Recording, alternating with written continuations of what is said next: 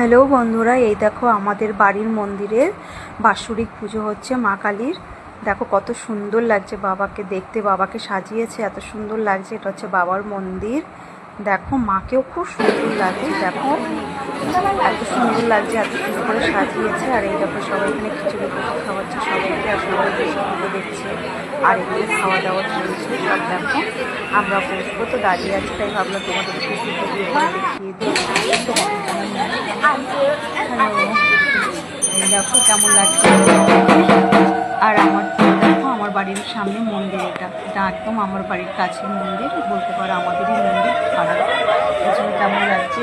সবাইকে bye bye, ভালো থেকো, সুস্থ থেকো, সবাইকে শুভরাত্রি। আর ভিডিওটা কেমন লাগলো প্লিজ সবাই কমেন্ট করে জানিও। টাটা।